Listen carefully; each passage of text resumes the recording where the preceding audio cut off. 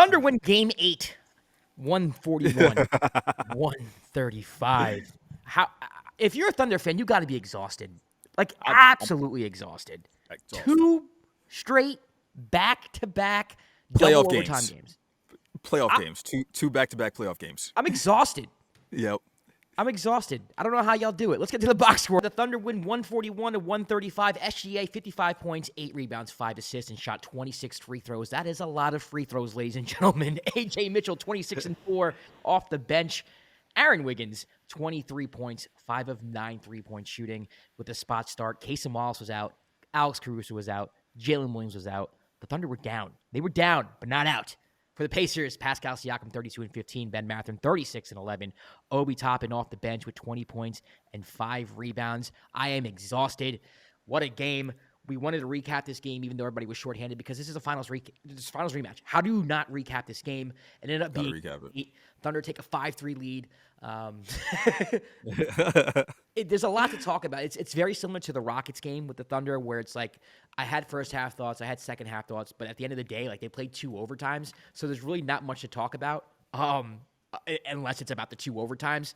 I will say, though, that Ben Shepherd starting for Nembhard in the second half, and it was due to injury. It wasn't like Nembhard was benched, but I think he turned the game around with his defensive intensity, getting steals, turning the Thunder over. It kind of infected the whole roster, it seemed like. The Pacers were playing intense defense to start with, but I do think Ben Shepherd came in, he gave them a boost, and the Pacers were able to come back and go toe-to-toe with the Thunder. I thought Pascal Siakam had a fantastic game. He's a mismatch nightmare. If you go small on him, he'll just take you in the post. If you go big on him, he'll take you off the dribble. I can't say enough good words about Pascal Siakam. He might be one of the more underrated players in the league. And Ben Mathurin, knowing that the Pacers need a bucket getter, is living his dream right now. This is what he wanted to do, baby. This is what he was made for. All that to keep up with the Thunder. SGA, 55 points. It's a career high. He shot 26 free throws, man. And I don't want to get into a conversation about how ethical it is, how non-ethical it is. I think at the end of the day, you got to guard the guy. And the Pacers just didn't really have any answers. If they had answers, they were fouling him. They didn't really run much offense for anybody else except SGA from the late fourth for the rest of the game. It was maybe like a pick and roll with AJ Mitchell every once in a while, but it was just get the ball to SGA at the top of the key or on the elbow and just have him go to work. He ISO'd most of the second half. Thunder not able to stop him. Same story. Like, it's just been the same story with the Thunder for the past 2 years. Yeah. Right now, I say the very, very early award in the season is SGA is going to get the clutch player of the year. Just because, like you said, at the end of the game, you know who's getting the ball, and he still manages to get to his spot, get to his shot, or get to the free throw line. People have their complaints about the whole free throw thing, but a lot of times when you see on the replay, he is getting fouled. Like, he's creating contact and he's getting fouled, so that's why he's getting to the line. Another tough game for the Thunder after just playing the Rockets in double overtime, getting another double overtime game. With the Thunder, we always talk about how deep they are. Yes, they were down all these players, but then we get again AJ Mitchell. It's AJ, guys. Thank you for the correction. I needed. We had it right. Yeah, Whoop, whoop. we got it right. AJ Mitchell, he looks like he's gonna win a Sixth Man of the Year. Like, coming off the bench and being such an impact player and being the backup guard, especially with J-Dub out. Like, he was running the offense, making reads, getting to the spots, very aggressive. Again, I said this the last when we did the Houston against the Houston game recap. A lot of Thunder fans were in the comments last year were like, wait till AJ gets back. Yeah, they were like, wait till they kept saying it, and I'm like, okay, yeah, and he's been fantastic for them. Rough game by Chet in terms of shooting, like, didn't play that well, but when you have Shai, you have a lot of players like Wiggins starting the game and he hit so many tough shots. Yeah, I mean, and the huge shots at the end too. Like, I don't think it's a coincidence that the Thunder were able to pull away. Yeah. When this is not an insult to SGA, but like when he made the right pass to Wiggins and he stepped in and hit a three. When they were able to get an offensive rebound and an extra possession for Aaron Wiggins to hit a three. Like, to me, that was the difference. Like, it was kind of like this back and forth ISO. The Pacers weren't going ISO for the most part. They were kind of. but not really. But it was just kind of like stagnation, and then the Thunder were able to break away because the three ball and the extra offensive possession. That's to me was the biggest difference in the game. Yeah, yeah, I agree with you completely. With on the Pacer side, um, Pacers are gonna be tough in the East, man. They're so annoying. The Pacers are gonna be. This is not a Can't y'all team. just suck this No, year? no. Why can't y'all Pacer just fans, suck, bro? look, Pacer fans. Like Just be terrible, man. I know. Tyrese is out for the year, essentially out for the year. Miles Turner is gone, and I was really excited to watch this game just because the one thing that led to the Pacers and the Thunder being in the finals was that both teams had a really good defense, and also offensively they were some of the deepest teams in the league, if not the deepest team in the league. They just had players that could come off the bench and make an impact. Yeah. And we saw this game. Pascal, like you said, mismatch. Like He's an incredible basketball player. He's so underrated. so underrated. This is a team that like lost Nemhard, and they didn't have a point guard and Shepard came in and made such an impact defensively and offensively. Undercover cop. The Ben undercover Shepherd. cop, Ben Shepard, like you always call him. You call. He looks like an undercover cop. He does. He does. Dear rookie that started Taylor Peter. I want to see how he would look in his first game. And he had some rough moments, but he played. He had a couple of solid moments also. Jarris Walker, solid game. I think to me, I felt like he took a lot of contested threes here and there, but that's the Pacers' offense is they run the ball, they shoot a lot of threes, Yeah. they move the ball. Ben Mathurin, like you said, he has the ultimate green light. Living his dream right now, bro. Ben Matherin's so happy right now. There were a couple of times that like he missed a couple of passing reads here and there because he was just so focused on scoring. And all in all, they could have won this game. They could have with Nemhard going out. They played the second half, and Nesmith fouling out in the fourth. And also, both of those players, even when they played, didn't play well. Yeah, and they could have. And to me, that's a lot of people are not talking about the Pacers, obviously, because Halliburton is out. But you look at how they played throughout the course of this game. You look at that roster. You look at how they're coached, how their process throughout the course of the game. There's still their tempo.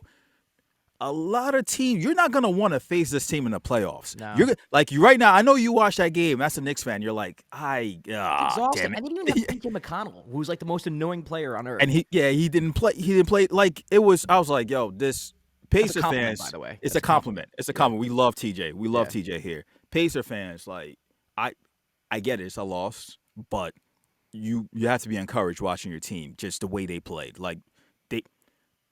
All around aggressive team. I feel like any other team they beat, they run them out of the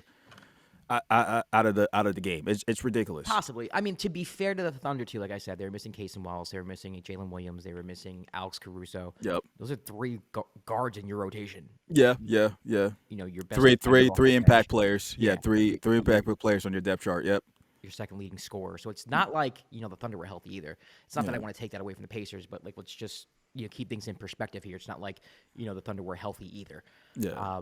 But yeah, I mean, this just kind of solidified for me that the Pacers are going to be freaking annoying. Like it's going to be a nightly thing with them every night. We know what the Thunder are, right? Like we both picked the over, which was like 62.5. We know the Thunder are going to win a bunch of games. It's just how are they going to win the games? When you hop on and do Thunder games, it's like how did they win? What did it look like? With the Pacers, there was a serious question mark going into this game. Like, okay, what are they going to look like without Halliburton? Without McConnell too, who's the backup point guard. What's this team? Are they going to be able to be as annoying and as effective with their full court press? And they were. They were. Granted that, the Thunder were down a few guards. They were. I think the Pacers dictated tempo. Even when Nesmith and Nemhard weren't hitting shots, I think they were pushing the basketball and they were forcing the Thunder to play defense. This is one of the better defensive teams in the league, too. So it's not like, they were playing a team that was average on defense. The Thunder, even missing who they were missing, is still a very good defensive team. So I came away very impressed with the Pacers. I don't think this is a year where they're going to make any noise in the playoffs. This is a year where I think they're very annoying in the playoffs, and you beat them in 6 or 7 games, and it's just freaking annoying, and you don't want to see them ever again. Nah, see, you can feel that way, but I'm still maybe I have PTSD from that run they had last year. So If anyone should have PTSD, it's me. It should be you, but Yeah. it was just incredible to see what they did last year, and They're a fantastic team. Like they're a fantastic they're team. the Yeah, definition of a team. of a team. Players go exactly. down, they still play the same way. People play their roles, and there's no ego on that team. I think that's one of my favorite things about the Pacers. There's no ego. Maybe outside of Mathurin, who wants to shoot more than he should sometimes. He's the only one I think I could point out that takes bad shots here and there. Okay, yeah, you can make that. Maybe point. Jarris Walker. It's that Canadian confidence, man. I don't know what it is. I don't think it's a bad thing. I No, it's think not a bad thing. I You think need you that. need a player like that, especially you off the bench. I think every if you think about it, most successful teams have a psycho off the bench who just gets buckets. Yeah, you need a psycho somewhere on the team if it's Yeah. offensively or defensively. Just like you look at him like he might be a little bit off, but he's ours. Yes. So we need him. But yeah, the one thing that this game reinforced to me was that if Tyrese was healthy to start this year, I would have probably picked the Pacers to win the East. Yeah. And that's not me being a Knicks hater. No, I mean I understand Or- it, and we don't live in that world, so I don't have to think about it. Ah, I'm not gonna think about it. good. Hey man, You live in the present, Kwab. we live, and this is the present. If the Knicks match up with the Pacers in the playoffs, it's gonna be torturing you because I'm gonna do it. The I'm Thunder- gonna be on the TJ McConnell. You know what I mean? Oh man, it's the Pacers have turned into a model franchise. Let's just be honest. Yeah. The past couple of years, Rick Carlisle, what they've done, to completely turned that franchise around. They really have. Making the Eastern Conference Finals and making the NBA Finals. Who knows what would have happened if Tyrese Halliburton didn't get hurt? I mean, I'm not saying they would have won, but we don't know. We have no idea. Yeah.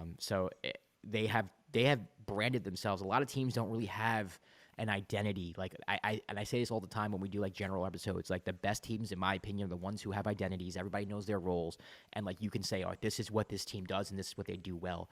A lot of teams, you don't know what the hell they do well. They just kind of float, and they just kind of try to figure it out. With the Pacers, you know exactly what you're getting, and they're going to tell you what's coming, and they're still going to beat you doing it. And that's kind of a freaking fantastic team. Yeah, and the same thing with the Thunder too. That's a great point by you. Exactly. That's the same thing with the There Thunder. are Great a few teams. teams like that. I Yeah. think the Nuggets are another one. Yep, I think the Warriors, when they're at their peak, is another one. Yeah. So I think you have a few teams in the league, like the Cavs. In my opinion, when they're healthy, they're like that. Yeah. I think you can't say that about the Knicks because the Knicks have a new head coach and they got to find themselves. But maybe they get there at the end of the year. Who knows? Yeah, teams like that, there's less question marks. There's less ifs. Right. You just know what it is when the game starts. So yeah, that's a great point by you. Yeah. All right, well, that's going to do it. The Thunder beat the Pacers 141-135 in double overtime.